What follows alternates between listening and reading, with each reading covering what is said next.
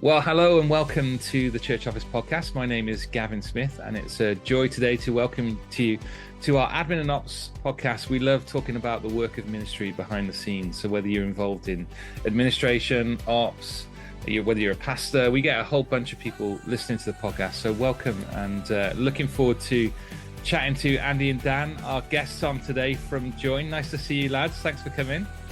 No problem. Thanks for having us. It's great. Andy, let's start with you. Tell our listeners a little bit about you and what you're involved in. So I'm based on the south coast, just outside of Brighton. I go to Emmanuel, used to be CCK, New Frontiers Church down here. I kind of volunteer on a Sunday, that kind of thing. But my day-to-day work, I founded 15 years or so ago a company called Brightech, and we build mobile apps for, I guess, like enterprise clients. So that's what I've done for the last 15 years, and then the last year or so, been involved in this project called Joyned. Wow. Brilliant. What about you, Dan? You're in the sunny part of the world. Yeah, that's right. So I'm suffering here down in Cape Town. So for my sins, but no, I grew up for a large part of my early years in Brighton, on the south coast of England, and then I moved over here about 20 years ago now. Seems doesn't seem that long ago, but I guess the color of my beard being grey tells a truer story. But yeah, so I've known Andy for years, but I worked with him for the last three years at Brightech, and then the last year or so I came across with him to work on Joyned. Brilliant. Great. Well, it's great to have you on here. And let me just give a quick shout out to our sponsors at Church Suite, Gavin and the guys at Church Suite. Thank you so much for sponsoring the podcast, for encouraging us, for working with us at the church office. We really appreciate it. If you've not come across this software before, this is a useful bit of tech that will help you with your databases, your communications, your rotas, all your stuff. As we get into it, we'll know that Joyned, our topic today, these guys are integrated with them. So they're working with a whole bunch of people behind the scenes to make your life easier as administrator, pastor, or church manager. So this is a worthwhile piece of software. Check it out at churchsuite.com. You guys are integrated with them and working with them. They're a good bunch, aren't they? The guys at Church Suite. Yeah, absolutely. Yeah, we don't know them personally yet. We'd love to get to know them, but yeah, we work with loads of churches that are using Church Suite. It's a fantastic tool. We use it here in Brighton. So yeah, so useful. Good guys. It's great to have them partnering with us. So thank you, Gav, and those guys. So Joyned, this is our topic today. We want to find out about your product and how you can be a blessing to churches. Andy, fill us in on what is Joyned. Tell us about that. It's a good question. So let me give you the elevator pitch, but then I thought I'd actually sort of step back and maybe talk about our kind of purpose and our vision. I like that. But the elevator pitch is, we would say that we're a safe, compliant WhatsApp alternative built for churches. Yeah. So loads of churches are using WhatsApp. It's a great tool. I love it. I use it all the time for my family. But the question is whether it's appropriate for churches, and we can kind of get into that. So Joyned is an alternative to that for various reasons. So that's the easiest way to describe it. Yeah. But actually, if we step right back, our purpose, our mission as a company, we really want to help churches, but actually it goes beyond churches, other organizations, whether it's education or commercial, grow a culture of community. Yeah. So we spoke about Brightech. It's the company that I founded, and actually we've really worked hard to build a really strong team culture in that company. And so culture has always been really a part of our DNA, part of something that's really important to me. And so we can talk about the history of Joyned and how we've got involved, but as we've sought to build a company, we were like, actually, we really want to help churches build a culture of community.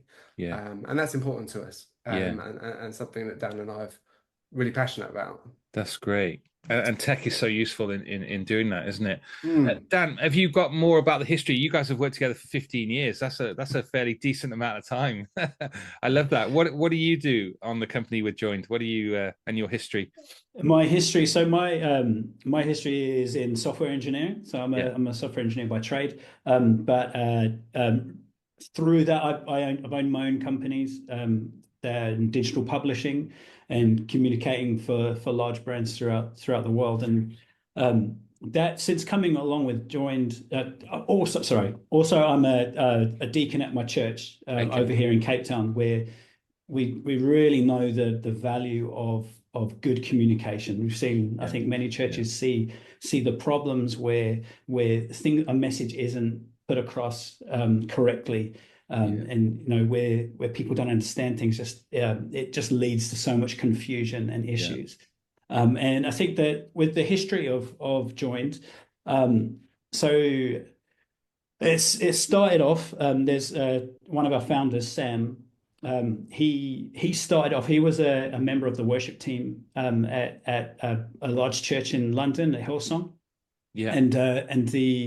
And he just saw just a real opportunity in regards to something that can help build grow communication and grow community within the teams that he was part of. And with that, he's a serial entrepreneur. He's built large digital businesses in the past, and been really successful in that. So he saw this problem and decided, okay, cool, I'm gonna try and solve it.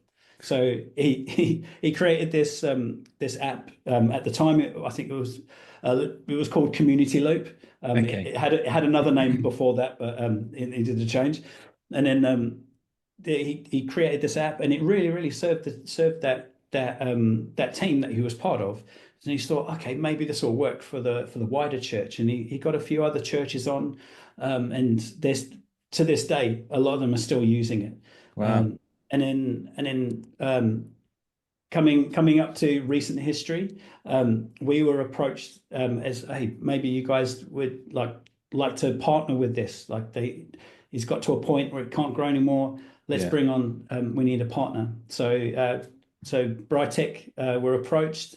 Andy and some of the directors there were approached to come and join along with it. And yeah, we took it on. We saw the vision of it, and we thought, man, this is great. And we've all of us in the team. Like Andy, myself, Sam, we've all got a history in the church. We've all got a real passion to see the church flourish and be protected, and to be the bride which Christ is coming back for. So we want to see it be glorious and protected. So we saw that right early on from when we started chatting to Sam, and we're like, oh, this is a really good thing and something we really wanted to get our teeth into and see go to the next level. Yeah. I love it. I love the name. I think your heart is obvious, which is lovely. You want to serve the church, and you're using tech to do that and build community, which is great. And we know communication is essential. And church after church, this is an area where they really do struggle with. And and I know we've had a big drive on people kind of going into kind of comms roles, and the church starting to recognize it, and some investment into this area is so important. Andy, you talk about different aspects of it, being similar to WhatsApp, and obviously WhatsApp's got a strong reputation, isn't it, for kind of being a secure platform. It's one of their biggest things. What's the security like for you? Someone's going to say Joyned, okay, great, I see it, I capture the heart for it. What about security? Yeah, so actually, probably something that trumps security is safety. Yeah. So we've kind of got three values as a company. So we've got openness, safety, and growth, and we can talk about the other two. But if we talk about safety first, we want to create a safe and compliant communication platform, and GDPR is obviously a huge deal. So we want to build a platform that's got sort of safety right in its core. And so we're kind of fundamentally different to WhatsApp. So with WhatsApp, they own their data. They Yeah. are the data, or forget they're the data controller, or Yeah. they're the data controller. Yes, they Yeah. own their data, and that means they can provide it for free. Yeah. So WhatsApp's free because they can use your data and use that to advertise to you. Yeah. Whereas on a platform like ours, and it's be the same for Slack or for Teams or even Yeah. for Zoom, the data becomes the owner of the data is the organization. So for Yeah. Joyned, the church owns their own data. Yeah. And that becomes really important from a compliance point of view, but it Yeah. also becomes really important from a safeguarding point of view. And so we've built tools into Yeah. Joyned that really enable safe communication. Yeah. And that's really fundamental to us. So some examples of that would be we're building an activity log. So everything that happens across the platform is logged. So if someone creates a message and then deletes it, we log the fact that that's been deleted. Yeah. Or if they create a message and edit it, that gets logged.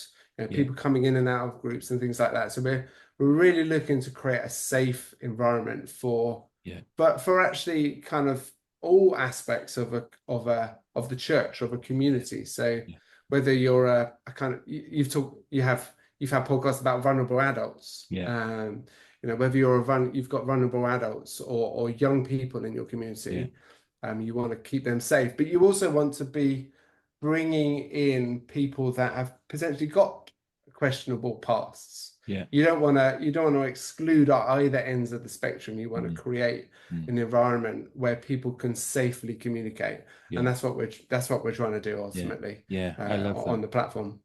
Yeah, it's good, Andy. And we chatted to the ICO before, and there was lots of questions and concerns raised from churches who are feeling like, these WhatsApp groups, they all pop up.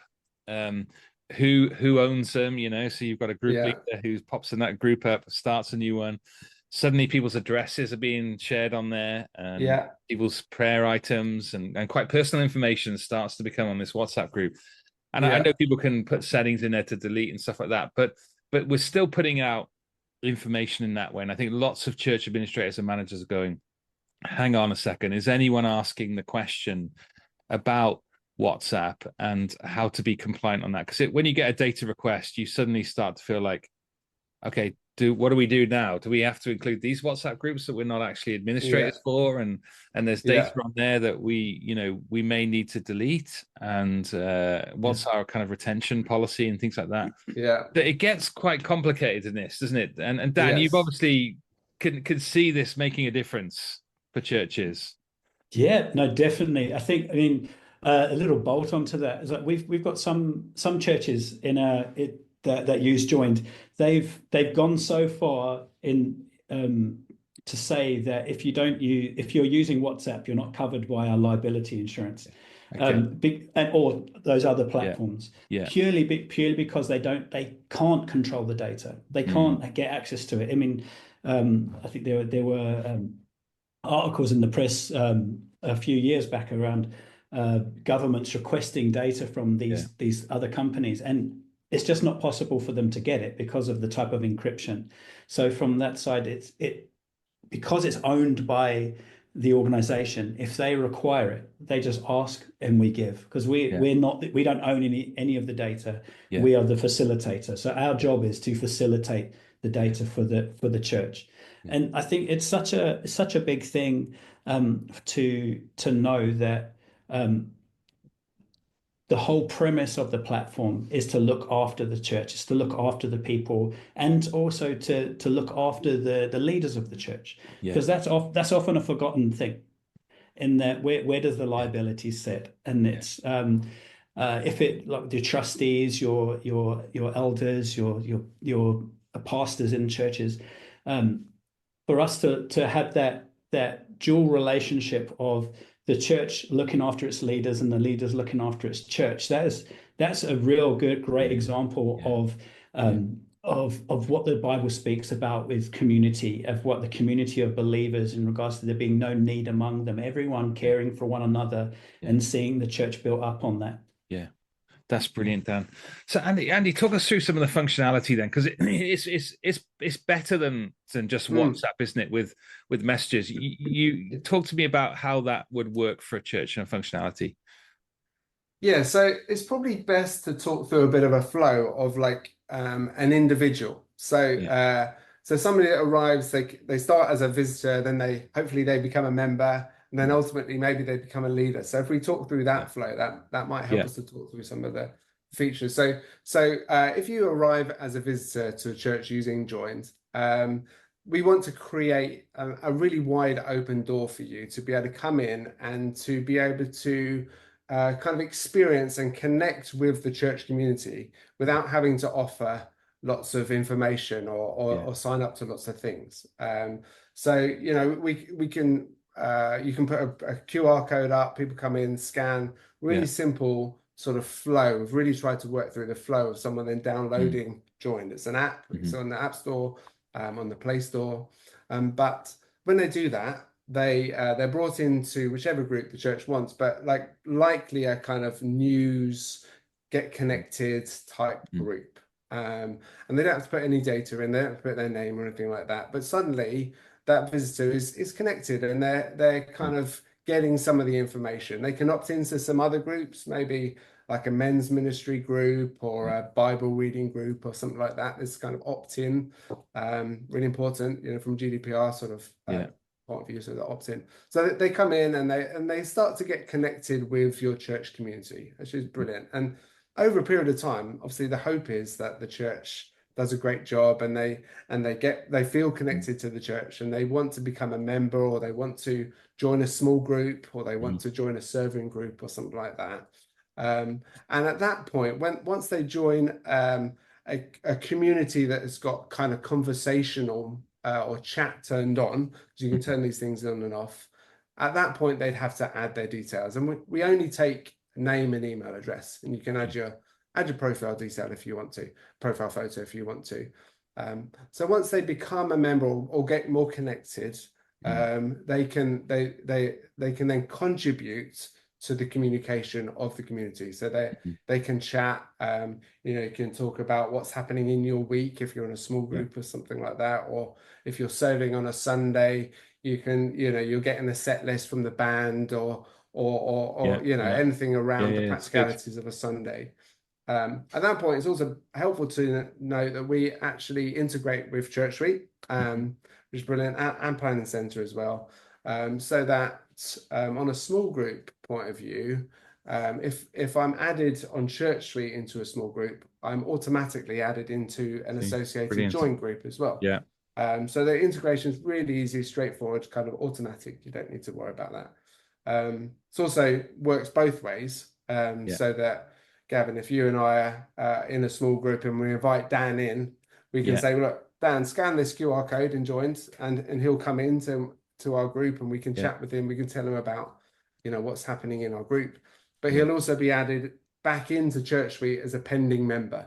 And for those people that are using Church Suite, they'll know what that is. But there's this kind of this idea of a two-way communication. So you come in as a visitor, you don't have to put lots of details in, but as soon as you're kind of member and involved in the community, you have to put a little bit of details in to be able to communicate.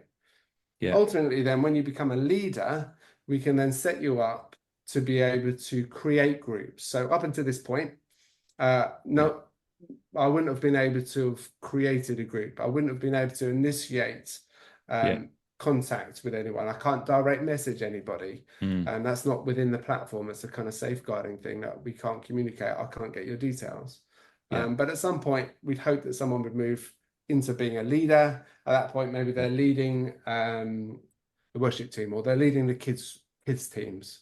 If they're leading the kids teams, they can, from their app, they don't have to do it we have a web tool as well, but they don't have to do it from their app. They can create new groups for their young people or for their serving teams.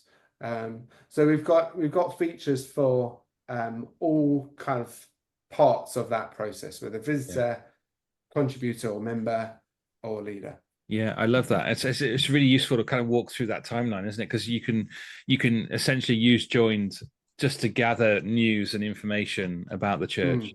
things that are happening, of ways that you could connect, and then you have this connection opportunity as you become a member and move into that next stage. And it is recognizing that there are these different stages that people do move through in churches, and Yeah. and then the fact that leaders then can create groups and communicate.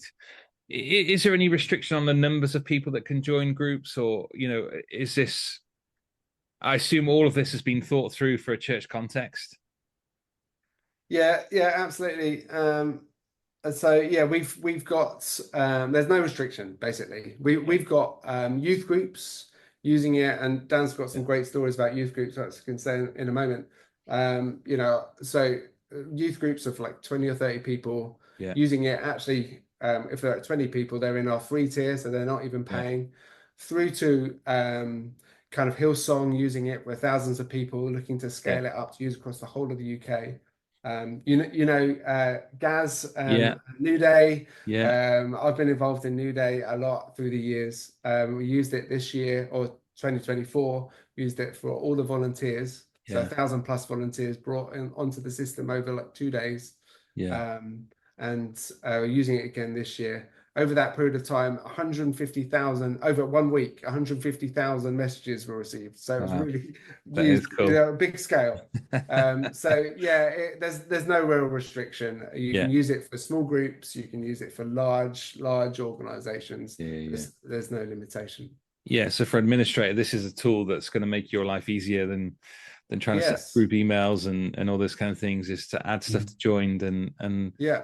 for our listeners know, I'm a director at UCAN, and you guys have been kind of giving us a trial of it with some of our groups and stuff, and people are loving it and enjoying it, and it's Right. it's great. Dan, tell us a little bit about some things then with young people, because most churches will be like, oh no, I can't put a group of young people on a WhatsApp group together. And that sounds terrifying.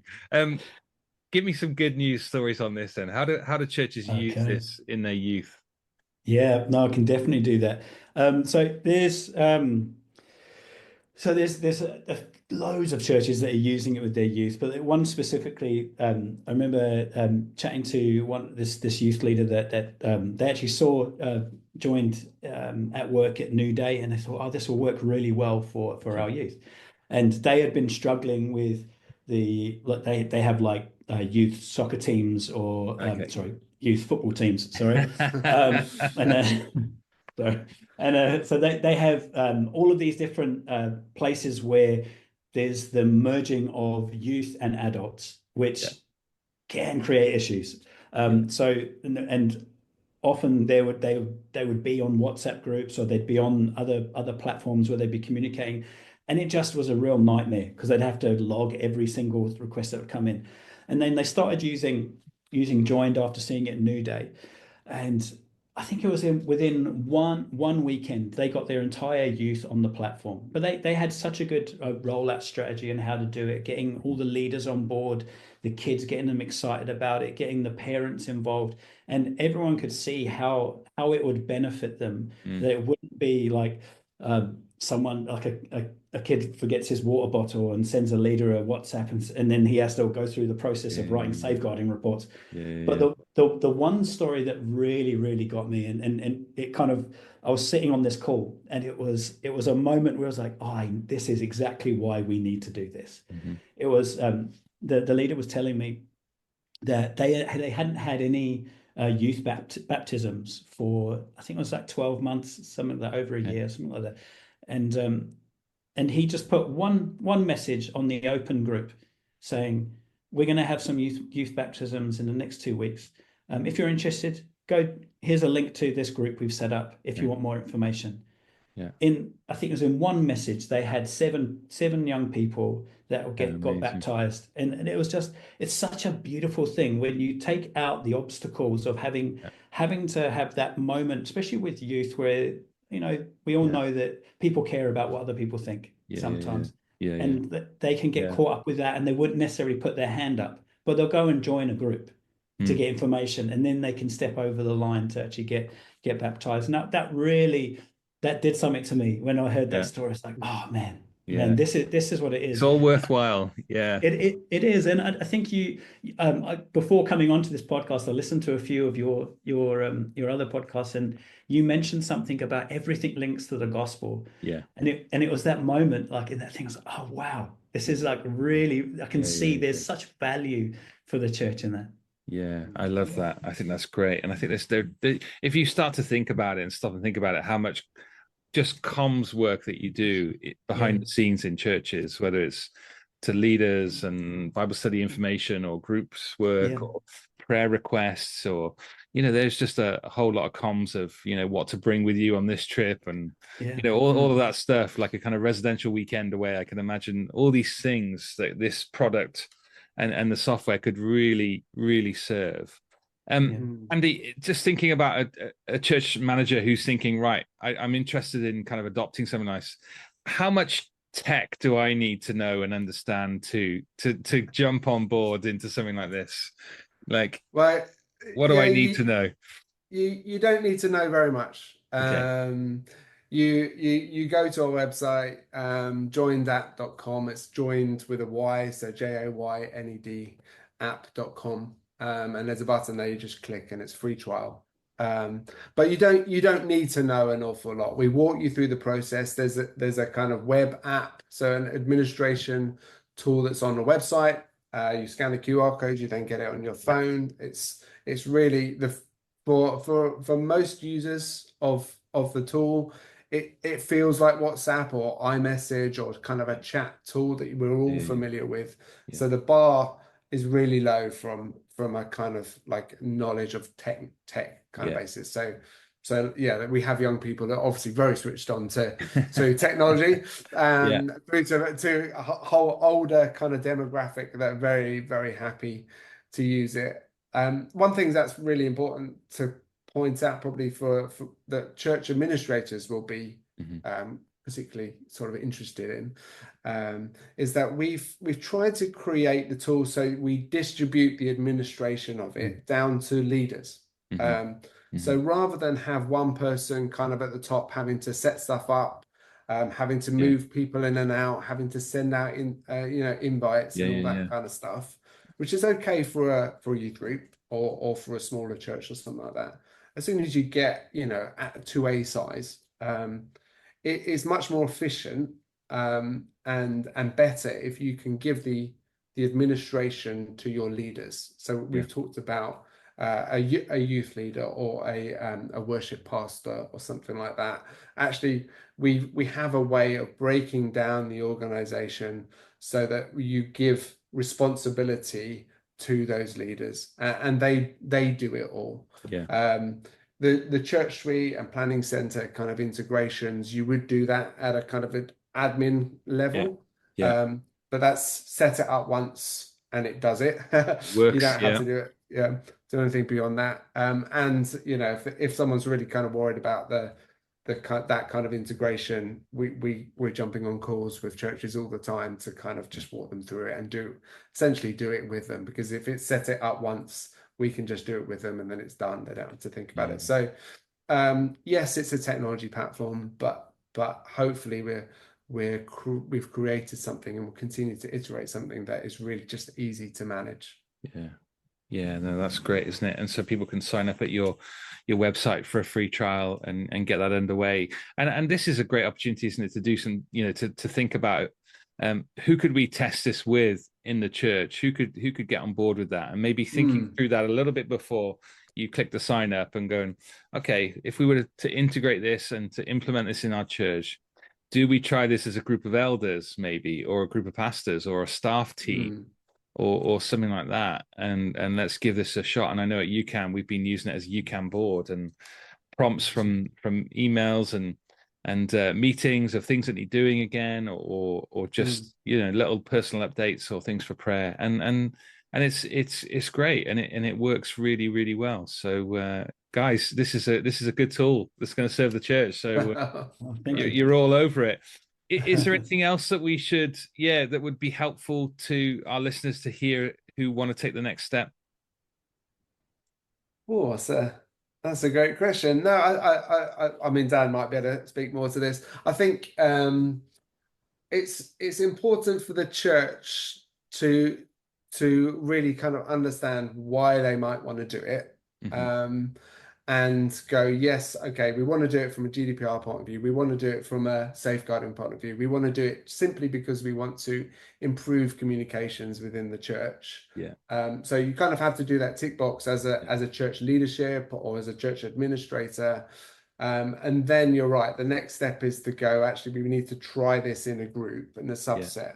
And so trying to work out, who it is that you should try to, what subset of your church you should trial it with. So from a pricing point of view, it's free up to 30 or 29 users anyway. So if you're using it with a subset, you can use it indefinitely. If you're just using it with your leaders or just a small part of your small youth group or something, you can use it indefinitely for free. But we also do a kind of unlimited 30-day trial as well. So and so the price point just goes up based on the sort of category, the size of the church, and I guess as you grow with it, the cost of it grows. And we all understand these things. Everything is a subscription based now, isn't it? In all the tech we're using in churches, and so people need to invest some money into it. And you're right, communication is so important. And if your communication is so poor in the church, then this is again something you really should go away and consider if this is something that you can implement. Because not all churches have Church Suite. Not all churches have an app or have developed their own technology, in this area. So this is a big plug, isn't it, for churches who may not have loads of experience. It's a platform that they can use straight away, that will make it, a safe place, a compliant place, and a secure place for church communities to access each other and do comms and life and everything else together. It's exciting. Yeah. Dan, anything else that you would add? Yeah, I think you hit the nail on the head there when you were speaking about it can work for small churches. It can, like, if you they may not have Church Suite, it will work for them. But even if they grow, they use every single module on Church Suite. It can still work for them in a great way, be really effective. So it's really is a tool that works for everyone. There's not, like we've seen through the different sectors that we're working with, from education to right through to the church. It's like there are lots of boxes that need to get ticked. And it's very easy sometimes to miss a box thinking, oh, I'll get to that later. But something like Joyned makes it really, really easy for you just to tick the basics of safety and compliance. Yeah, that's great. And you were saying about the Andy, you were saying about the log, and as a church administrator, a log, they get excited about logs. But if you need to go back, so we talk about GDPR and being able to deal with a data request and having to go back over something.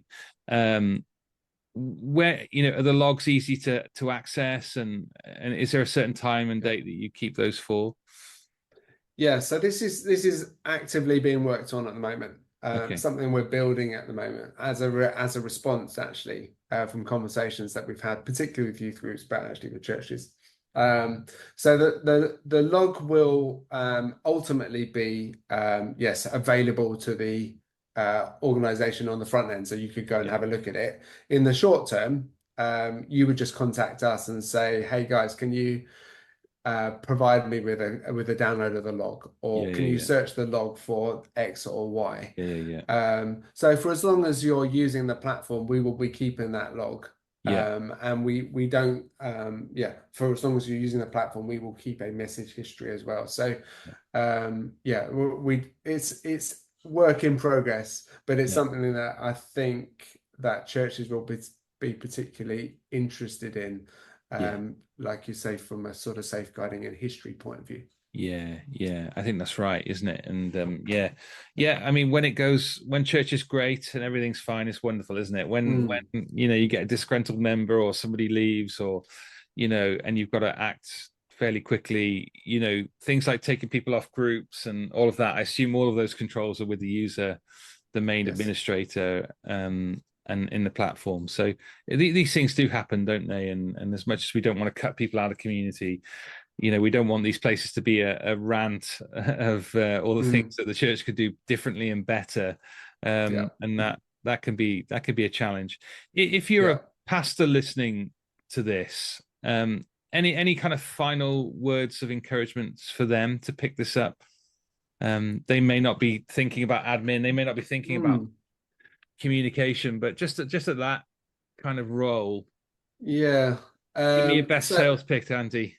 I'm not very good at the sales side of things. What I will refer to is a good friend of ours, a guy called Graham Pyman. Do you know? I don't know if you know Graham. I don't know if I know him. No. He's a pastor up in Derby. He's using it with a church, I'm gonna guess, of 100 to 200 kind of people. Okay. And one of the things that he really loves is being able to jump from his phone and sort of click record and send a video message to his whole church, from his phone. And hopefully he doesn't abuse that too much. I'm sure he doesn't. But one of the things he's just said that he really appreciates is that he can, without having to dive into any kind of complicated back ends or having to do anything, more difficult from his laptop, he can just, from his phone, he can send a message to the whole church community. And so if you're a pastor and you feel like, I just really struggle to get messages out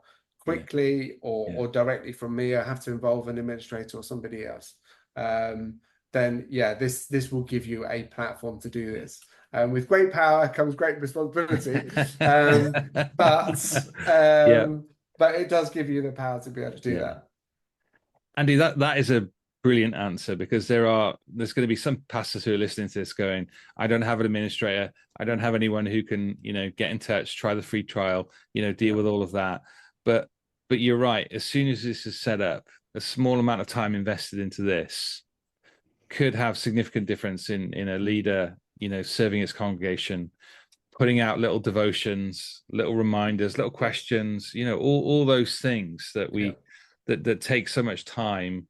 I hate what WhatsApps, and I didn't realize the other day that I'd archived one, and there was all these important messages that were coming through, but I completely just turned it off somehow without even realizing. So this is great and live. So if you would love to find out a bit more, please check out the Joyned website. Please have a look at it as a free trial. This is people who love the church, who love the gospel, who want to serve and to make community in our churches. And I love the heart and what you guys are doing. So please check out them. If you've got any questions for us or joined and you want us to connect you guys, you can go direct. But if you'd like to come through us, it's questions@thechurchoffice.co.uk. We would love to connect you and serve you in that way if we can. If you're listening to the podcast, then please check out, I think I was counting today, I've got something like 96 podcasts, which is like, how did that happen?